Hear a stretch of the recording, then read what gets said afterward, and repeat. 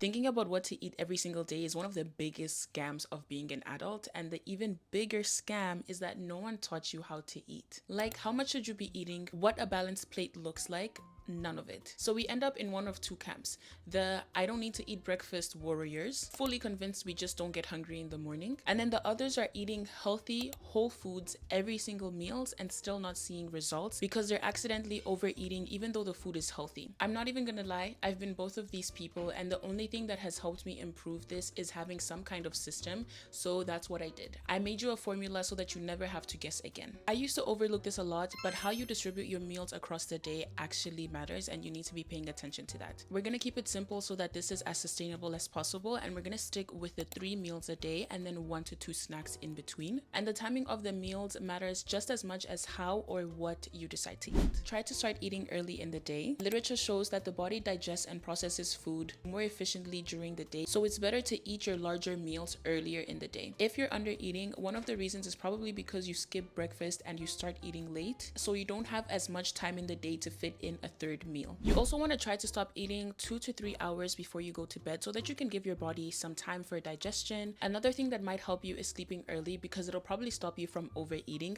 If you're anything like me, by the time it gets past 10 p.m. and I'm still up doing something, which is often, I do end up going to my kitchen looking for some kind of snack or just something to munch on while I'm still awake. So sleeping early will save you from that. Prioritizing whole foods is going to make your life a whole lot easier, especially if you're someone who cares about calories. So you want to start avoiding processed foods and focus on those. Whole foods are just foods that are close to how they exist in nature. I'm a visual learner, so I'm going to give you some examples. A potato will be a whole food, and the processed version of that can be chips or even like frozen fries. Another example is oats, and the processed version is going to be those instant oats. There's typically different flavors like apple cinnamon. There's even a maple one that I've had before.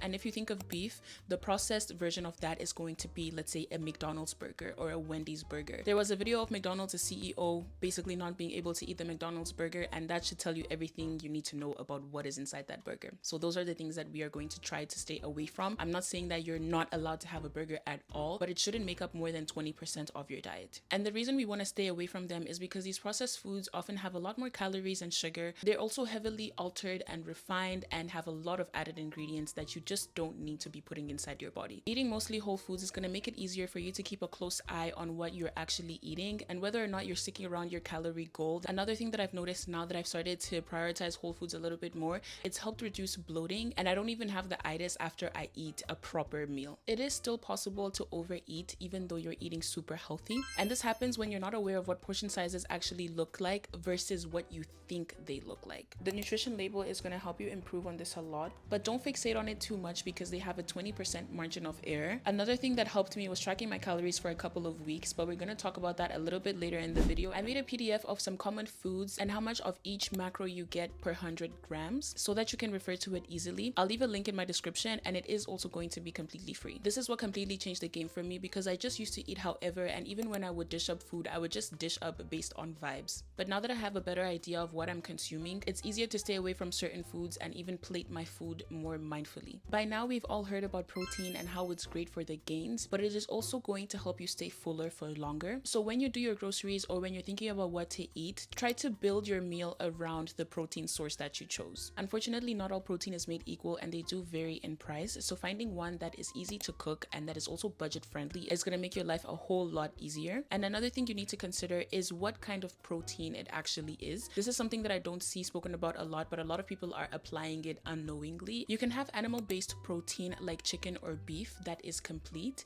but you can also have plant-based protein which is incomplete. And what that means is that they're missing some amino acids, but when you combine a few of them, it helps make it complete because they kind of help each other. They can also be fast or slow digesting, and they can be high or low in fat as well. If all of this sounds like gibberish, I have a cute chart here that you can refer to. I will also add this into the PDF if you want to have a closer look into it, but essentially you just need to pick ones that align with your goals. So if that's weight loss, for example, pick the ones that are high in protein, more filling, lower in calories and fat, and that are easy to build meals around. My go-tos at the moment moment are lean ground beef, chicken thighs, because I just think they're superior to a chicken breast or any other part of the chicken, ground turkey, Greek yogurt, chickpea, shrimp, steak, and quinoa. You also need carbs, fiber, and fat just as much as you need protein. Carbs are your body's main source of energy.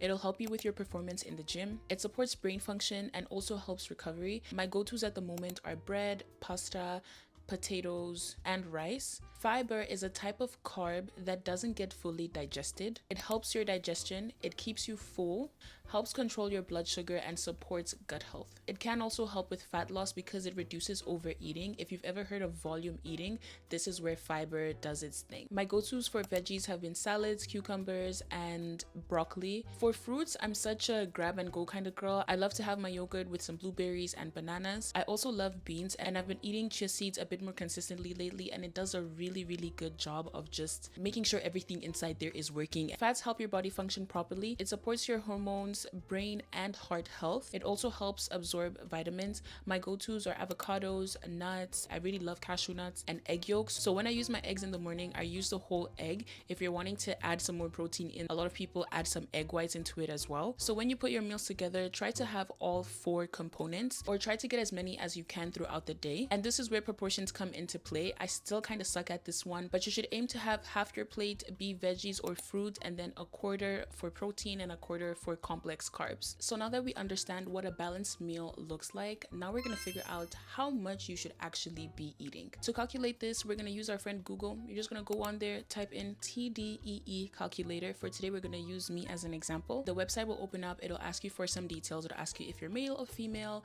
maybe your height, your weight, your activity level. So you're going to fill that all in.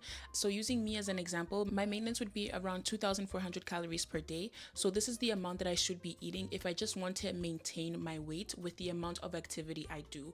If I wasn't working out at all, then this number would be way lower, and that's what I would need to just function. But for now, we're going to focus on our maintenance calories. If my goal was weight loss, then I'd be subtracting 500 calories at most from my maintenance, and if my goal was to bulk, then I'd be adding 500 calories at most. The amount of calories you add or subtract is directly going to influence how quickly you lose or gain weight. That's why sometimes you'll see people doing a more aggressive cut or a more aggressive bulk. If it's going to be your first time cutting or bulking, in my opinion, 500 calories is a bit intense, because that can be a whole meal that you're either subtracting or adding. So I would start small and then work your way back up. At the moment, I'm doing body recomposition, and I'm in a slight deficit of about 200 to 300 calories per day. I'm also going to tell you of what I think of tracking calories and macros. There are some pros and cons to it, but I think it all depends on the type of person that you are and what your goals are as well. By tracking calories, I was able to learn what quantities of food actually look like, because I was often using the scale to try and figure out exactly how much of everything I was eating for each meal. It also showed me what my eating habits are. So I realized that I was having my first meal of the day pretty late, around 12 or 1 p.m. You can also clearly see what you eat if you stick to logging everything you eat. So that's including snacks, fruits, everything you eat throughout the day. And I guess the biggest pro is that it can help you get to your goal faster. Because you have evidence of how you're actually doing, you're able to make adjustments based on what you are doing on a daily basis. But I will say that it can be a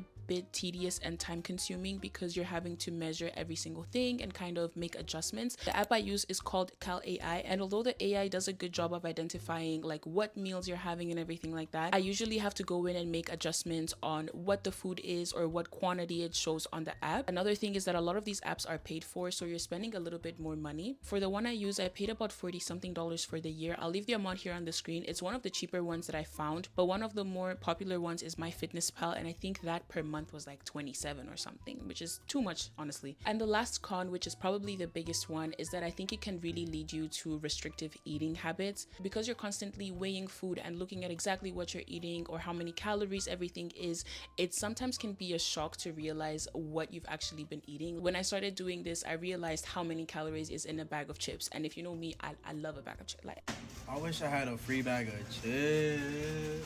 And realizing that puts you in a state where you know that what what you're eating isn't necessarily the best for you, and because you're tracking, you become hyper aware of it, which will probably lead you to restrict all of these things. But the issue with restrictive eating is that it's not sustainable, and oftentimes you can still have your bag of chips. It's not going to completely derail your progress. It's more so about having things in moderation. So what I did in the beginning was track for 2 weeks just to help me figure out how much I needed to be eating in each meal and to see if I was actually hitting my protein goal. Now that I'm a little bit more into it, I track occasionally just to see if I'm still on track. So now that we understand what a balanced meal looks like and how much you should actually be eating, we need to talk about actually making the food. Meal prepping is something that's going to make your life so much easier, and you can also ingredient prep, which is my preference. On a Sunday, I will typically make the things that take me the longest time to cook usually. So that's going to be my proteins. I like to kind of make them in bulk. Like if I'm making chicken, I'm going to make chicken, let's say for 3 meals, or if I'm making salmon, I'll do the salmon for 3 meals and leave it in my fridge so that throughout the week I can kind of put things together really easily and I don't have to spend more than an hour cooking. You also have options like Factor if you don't have the time or if you just don't want to cook, and then you have HelloFresh if you want to cut out going to the grocery store. Finding your go-to protein, carbs, fats, and fibers is going to make putting meals together a lot more easy for you, and by doing that you won't have to guess what to eat every single day, and it'll keep you on track with your goals if you have any, or if you just want to improve the way that you eat. This is also going to help you. Thank you so much for watching this video. I'm going to leave another one here that I think you would enjoy. Let me know if you enjoyed the video in the comments and if you want to see anything similar to this as well, and until then, I'll see you next time.